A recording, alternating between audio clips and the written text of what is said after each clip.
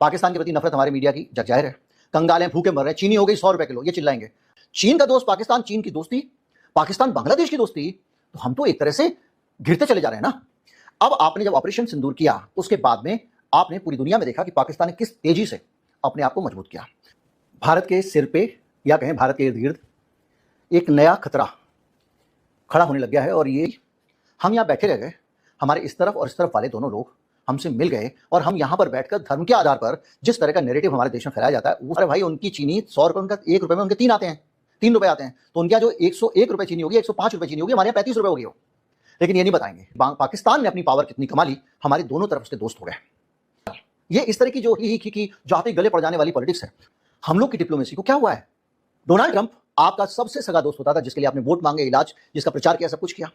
उस Donald Trump ने मुनीर को बुलाया लंच पे, और उसी डोनाल्ड ट्रंप से जब हम मिलने जाते हैं तो अपने कर्मचारी को बाहर लेने भेजता है, भारत जैसे देश के प्रधानमंत्री को। और बांग्लादेश में भी पाकिस्तान घुस रहा है और बांग्लादेश उस नेटो का हिस्सा बन जाता है, तो आप सोचिए कितनी खतरनाक और कॉम्प्लिकेटेड सिचुएशन होगी। हमारा एक रूस था, उसको भी हमने दूर कर दिया, वो कई बार पाकिस्तान के पास जाने लगा। हमारे पास केवल एक रिश्ता बचता है, जो बनवाया एप्स्टीन ने, वो नेतन्याहू का रिश्ता है। नेतन्याहू खुद परेशान है, मेरे बेटे को मार देंगे, ये कर देंगे उसके, और ईरान भी हो जाता है जैसे कि सुबुगार चल रही है। और आप सोचिए इस पूरी के बीच में, जिसको आप भिखमंगा कहते हो, भुक्खड़ कहते हो, बेकार कहते हो, सैनिक तानाशाही, जो भी कहना है, वो कह रहा हूं कि हमारी जो खी पॉलिटिक्स है आपके खिलाफ लगातार एक नेटवर्किंग कर रहा है और कामयाब हो रहा है। टर्की को जोड़ लिया अपने साथ, चीन को जोड़ा उसने अपने साथ, सऊदी अरब को जोड़ा उसने अपने साथ, ईरान को जोड़ रहा है अपने साथ में, बांग्लादेश को जोड़ चुका है। यानी वो एक ऐसा देश जिसकी अर्थव्यवस्था खराब है, सब कुछ खराब है, जिसको आप कहते हो मटिया मेट कर दिया, हमारे चैनल कहते हैं उसके कराची में कब्जा कर लिया, ये कर लिया, वो कर लिया, वो देश भारत के सिर पे या कहें भारत के इर्द गिर्द एक नया खतरा खड़ा होने लग गया है और ये खतरा बड़ा साफ सा दिखने वाला खतरा है। हुआ यह है कि अभी आपने सुना होगा कि एक कोशिश हो रही है इस्लामिक नेटो बनाने की, जिसमें सऊदी अरब, पाकिस्तान और टर्की ने शुरुआत की है, और उनके संगठन में अब धीरे धीरे करके भारत की घेराबंदी भी हिस्सा बनती जा रही है। बांग्लादेश को प्रस्ताव गया है कि आप भी इस नेटो में शामिल हो जाओ, पाकिस्तान की तरफ से प्रस्ताव भेजा गया है। इस संस्था में जो अभी तक एक प्रावधान सबसे ज़्यादा चर्चित रहा है वो ये है कि नेटो के आर्टिकल 5 की तरह इनमें से किसी एक सदस्य पर हमला होगा तो बाकी सभी सदस्य इस आक्रमण का उत्तर देंगे। यानी एक नेटो जैसी व्यवस्था जो सऊदी अरब, टर्की और पाकिस्तान ने जिसको शेप दिया, स्वरूप दिया है। तो इस व्यवस्था के बनने के साथ हमारे अपने जो सुरक्षा के प्रबंध हैं, भारत की कूटनीति है, विदेश नीति है, उन पर कुछ बड़े और व्यापक सवाल खड़े हो गए हैं। आज हम इसके साथ ही ये जानने की कोशिश करेंगे कि ये कितना बड़ा खतरा भारत के लिए हो सकता है, पहली चीज़। दूसरा ये कि भारत की हमारी अपनी कहाँ कमजोरी रही, कहाँ ढील रही कि इतना बड़ा टेंशन हमारे ऊपर खड़ा हो गया।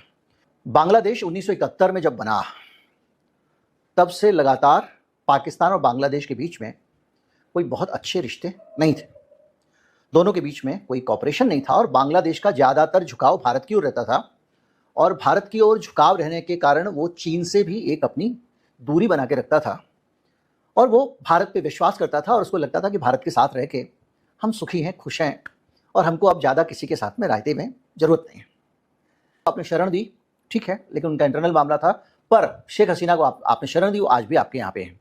इस कारण जो शेख हसीना के खिलाफ रिजीम था वो आपके खिलाफ खड़ा हो गया। इससे नुकसान ये हुआ कि बांग्लादेश ने विकल्प ढूंढने शुरू कर दिया। जिस भारत के भरोसे वो हमेशा रहता था, विकल्प ढूंढने शुरू कर दिया। अगर वहाँ करा रहा था, दर्द था, तकलीफ थी, शेख हसीना को पहले तो शरण देना अपने आप में उनके इंटरनल जो पॉलिटिक्स हो रही है उसमें एक पक्ष के साथ खड़ा हो जाना हो गया। ऊपर से हमने लगातार उनके ऊपर हमले किए, हमारा मीडिया हमेशा उनके खिलाफ रहा, और उनके जो एडवाइजर बनाए थे उनके भी खिलाफ एक नैरेटिव बनाता रहा। पाकिस्तान के साथ भी 15 साल बाद द्विपक्षीय वार्ता शुरू होती है बांग्लादेश की। दोनों देश के विदेश सचिवों की बैठक हुई, 15 साल में ऐसा कभी नहीं हुआ था। पाकिस्तान के उप प्रधानमंत्री और विदेश मंत्री इशाक डार ने बांग्लादेश का दौरा किया। 1 दशक से ज़्यादा समय से कोई पाकिस्तानी बांग्लादेश की यात्रा करने नहीं गया था, और इसके बाद से लगातार दोनों के बीच में टेलीफोन और दूसरी बातचीत जारी है। आप बातचीत शुरू हुई और पाकिस्तान की ISI और सैन्य अधिकारियों के बीच में दोनों द्विपक्षीय सुरक्षा के नाम पे बातचीत शुरू हो गई। यानी कि हमारे पश्चिम में पाकिस्तान, पूरब में बांग्लादेश। बांग्लादेश पाकिस्तान को 2 हिस्सों में, हमको दोनों तरफ से घेर के इन अंग्रेज़ों ने बनाया इसलिए था कि हम भी फिलिस्तीन की तरह अंदर फंस जाएं, दोनों तरफ से हमको पाकिस्तान घेर ले। उस वक्त की लीडरशिप स्ट्रांग थी, उसने उसको तोड़ दिया, अलग अलग कर दिया, और सिर्फ दो अलग देश नहीं बनाए, दोनों अलग देशों के बीच के संबंधों को भी अलग अलग रख दिया। अब क्या हो रहा है कि ये संबंध दोनों देशों के बढ़ रहे हैं, दोनों एक दूसरे के टच में आ रहे हैं, और जब टच में आने के साथ साथ जब आप खुफिया चीजों की भी जानकारी एक दूसरे को देंगे तो ये भारत के लिए ज्यादा खतरनाक चीज हो जाती है, क्योंकि आईएसआई का दखल अभी तक आपके पश्चिम में आईएसआई था, अब आईएसआई आपके पूरब में भी आ गया, यानी दोनों तरफ से आईएसआई आ जाता है। मैं बहुत सारे सिलीगुड़ी कॉरिडोर, चिकन नेक वगैरह की बात नहीं करूंगा, लेकिन उसके हिसाब से भी थोड़ी सी चीजें चिंतित करने वाली हैं। इसके साथ साथ बहुत सारे सैन्य हार्डवेयर यानी हथियारों को खरीदने का भी नए सिरे से बांग्लादेश और पाकिस्तान के बीच में रिश्ता बनना शुरू हुआ है। इसके साथ साथ वो लोग सीधी समुद्री सेवा शुरू कर रहे हैं, यानी पाकिस्तान से जहाज जाएंगे बांग्लादेश, बांग्लादेश से जहाज जाएंगे पाकिस्तान, यानी सामान की भी आमद रफ्त होगी।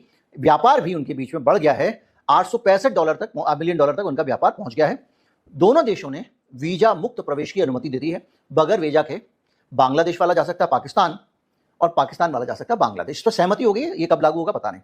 सीधी उड़ानों को भी एक दूसरे के बीच में फिर से शुरू किया जा रहा है, यानी एक तरह से देखा जाए तो एक स्ट्रांग बॉन्डिंग दोनों के बीच में हुई।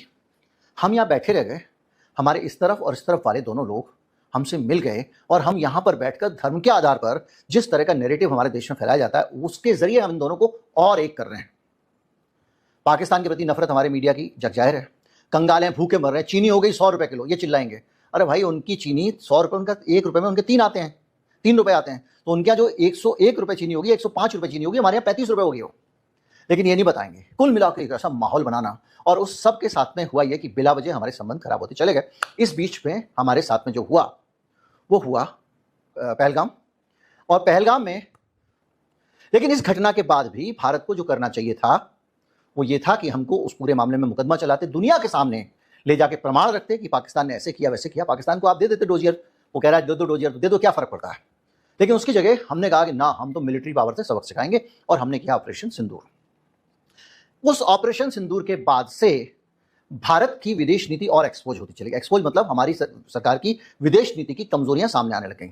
पहले तो आप बांग्लादेश के साथ संबंधों को आपने बिगाड़ दिया, बिगाड़ते चले गए, और यहां तक बिगड़ा कि हमने जो पुरानी वाली सरकार के साथ में सेटिंग करके बिजली सप्लाई अडानी की सब खेल किया था, वो सबका सब अटक गया। अब विदेश नीति में भी हमने लूज कर दिया। एक ऐसा पड़ोसी जो बहुत क्रूशियल पॉइंट पे बैठा हुआ है, जो चीन के पास भी जा सकता है, तो हमको नुकसान, और पाकिस्तान के साथ उसने संबंध बढ़ा लिया तब भी हमको नुकसान। हमारा पुराना दोस्त जिसका जन्म हमारे कारण हुआ, वो हमसे दूर जाता चला गया। अब आपने जब ऑपरेशन सिंदूर किया, उसके बाद में आपने पूरी दुनिया में देखा कि पाकिस्तान ने किस तेजी से अपने आप को मजबूत किया।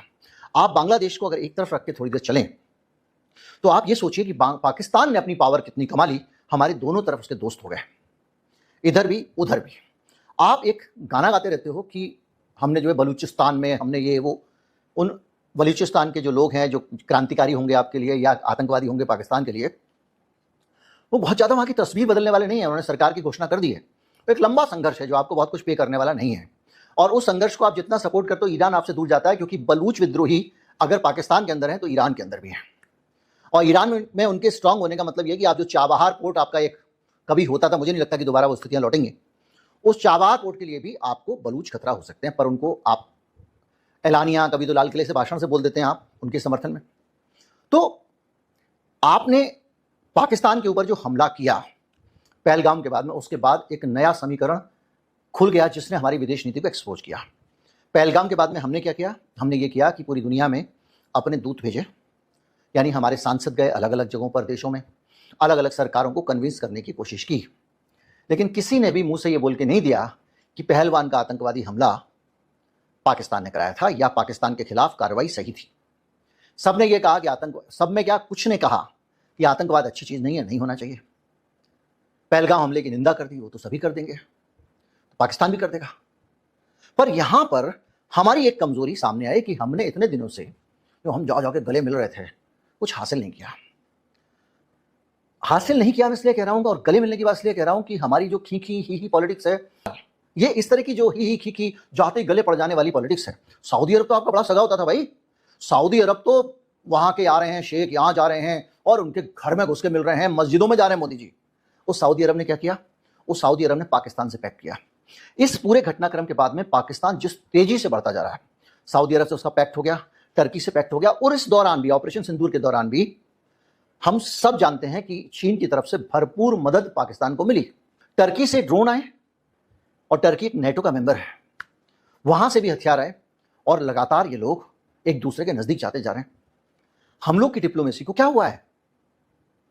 क्या हमारे संबंध पूरी दुनिया से इस हद तक कमजोर हो चुके हैं कि वो लोग आपस में हमारे खिलाफ नेक्सस बना रहे हैं?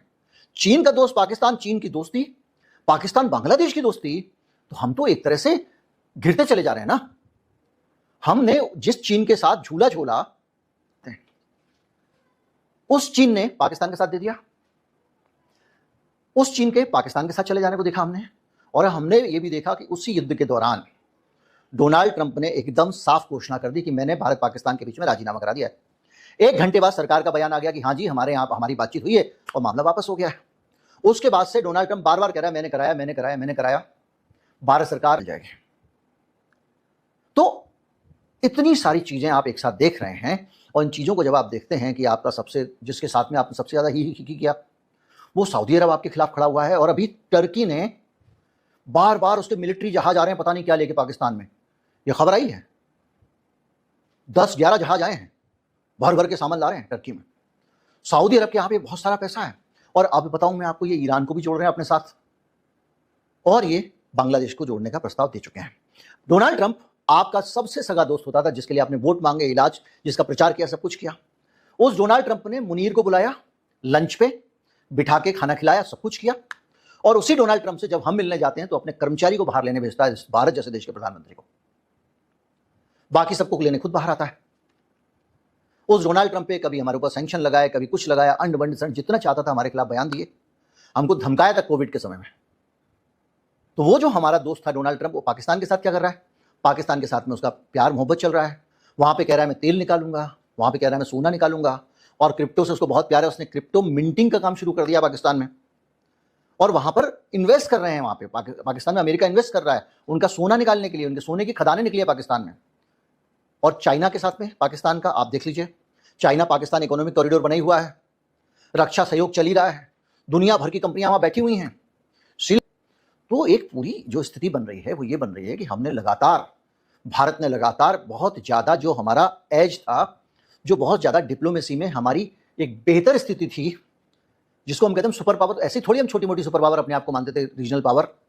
हम ऐसी रीजनल पावर बने कि हमारे यहां पर युद्धाभ्यास करने वाले जहाज को हमारी समुद्री सीमा के पास उड़ा दिया ईरान के, हिंद महासागर के रखवाले माने जाते हैं हम, और हमारे पास हो गया।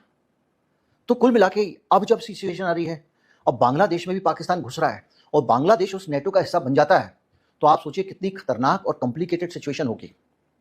जहाज आ रहे हैं, विमान आ रहे हैं, उधर चीन के साथ समझौता हो गया है, चीन उसके कुछ इलाकों को डेवलप कर रहा है। एक ऐसी तस्वीर बन रही है जिसमें हम कहीं नहीं दिख रहे हैं। हमने कहीं कुछ ऐसा कर लिया हो, कुछ दोस्त हासिल कर लिए हो, कोई प्रेशर ग्रुप हासिल कर लिया, ऐसा कहीं नहीं दिख रहा है। हमारा एक रूस था, उसको भी हमने दूर कर दिया, वो कई बार पाकिस्तान के पास जाने लगा। हमारे पास केवल एक रिश्ता बचता है जो बनवाया एप्स्टीन ने, वो नेतन्याहू का रिश्ता है। बाकी कोई भी रिश्ता दिखाई नहीं देता। और नेतन्याहू खुद परेशान है, मेरे बेटे को मार देंगे, ये कर देंगे। उसके जमीन के चप्पे चप्पे पे ईरान मिसाइल मार चुका है।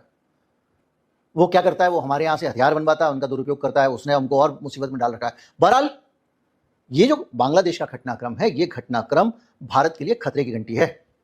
अगर बांग्लादेश भी उनके साथ शामिल हो जाता है, मक्का अकॉर्ड वालों के साथ में, और ईरान भी हो जाता है, जैसे कि सुबुगाड़ चल रही है। और आप सोचिए इस पूरी के बीच में, जिसको आप भिखमंगा कहते हो, भुक्खड़ देश कहते हो, बेकार कहते हो, सैनिक तानाशाही, जो भी कहना है, वो आपके खिलाफ लगातार एक नेटवर्किंग कर रहा है और कामयाब हो रहा है।